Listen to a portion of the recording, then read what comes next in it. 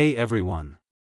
Today we're going to talk about something that might sound a little crazy at first: why you should aim to die with $0. Now, before you click away, hear me out. This isn't about being irresponsible with money. It's actually about being more intentional with it than ever before. This is the Finance Virtuoso channel.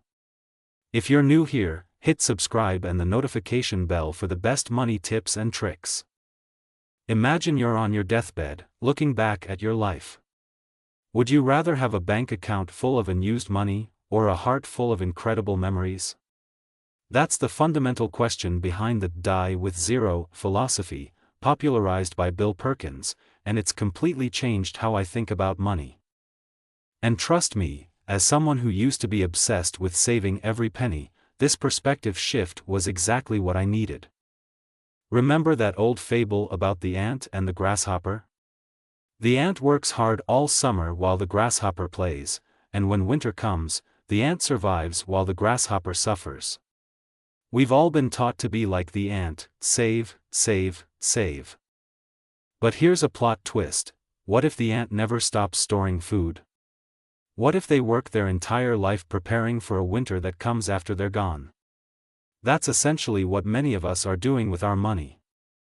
I see it all the time: people in their 70s and 80s with massive nest eggs they're afraid to touch, while their health prevents them from enjoying what they've saved. Let me share a real story. My uncle was the ultimate ant. He worked 60-hour weeks, saved religiously, and planned to travel the world after retirement. By the time he retired at 65, he had over $2 million saved. Impressive, right? But here's the tragic part: 6 months into retirement, he was diagnosed with a serious illness that left him unable to travel. All those dreams of seeing the world?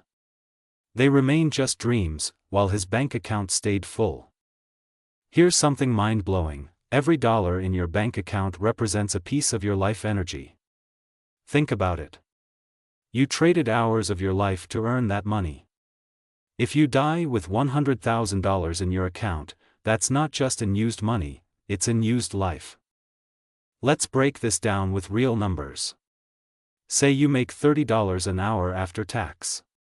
That means every $300 in your bank account represents 10 hours of your life. Now, look at your bank account. How many hours of your life are sitting there, unused? It's a pretty sobering thought, isn't it? But wait, what should we be spending our money on? The answer isn't stuff. It's experiences. And here's why. Let me share a personal example. Last year, I spent $3,000 on a new TV, and another $3,000 on a family trip to Yellowstone. The TV's value has already dropped by half, but the memories from that trip? They've only grown richer. My kids still talk about the geysers we saw, the bears we spotted, and the silly songs we sang around the campfire.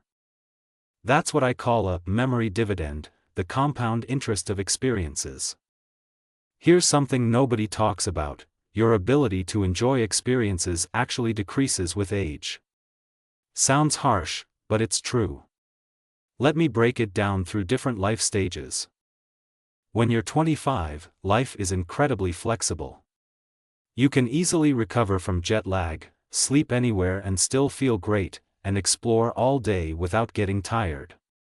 You can take risks, try new things, and enjoy experiences on a shoestring budget. The world is truly your oyster. By the time you hit 45, things start to change. You need a day to recover from time zone changes. You require decent accommodations for good sleep. Your energy levels dip by evening, and you have family obligations to consider. Everything requires more comfort, which means higher costs to get the same level of enjoyment. At 75, the limitations become more pronounced. You might be dealing with mobility issues and dietary restrictions. You need frequent rest breaks and may have health concerns limiting your activities. Travel and experiences require premium accommodations, making everything more expensive and less accessible. Speaking of age, let's talk about risk. When you're young, you have something invaluable: the ability to recover from failures. I learned this firsthand when I started my first business in my late 20s. It failed spectacularly, and I lost $20,000. Sounds terrible, right? But here's the thing: by 30, I had recovered financially and gained priceless experience that helped me succeed in my next venture. If I'd waited until 50 to take that risk, the stakes would have been much higher. Now, I know what some of you are thinking, but what about leaving money for my kids? Here's a radical idea: give while you're alive. If you're planning to leave your kids $100,000 when you die at 85, they'll probably be in their 60s. Think about how much more impact that money could have if they received it in their 30s or 40s, when they're raising kids or buying a home. Consider this: would you rather give your 35-year-old child $20,000 for a house down payment, or wait 30 years and give them $50,000 when they're already settled? The utility of money isn't constant. It's worth more when we need it most. Society has sold us this idea that 65 plus are the golden years. But let's be real, those aren't the golden years. Your golden years are right now. Right now, when you have the energy to pursue adventures. Right now, when you have the health to enjoy experiences. Right now, when you have time to build relationships and the ability to take risks. Right now, when you have the freedom to try new things and the resilience to bounce back from failures.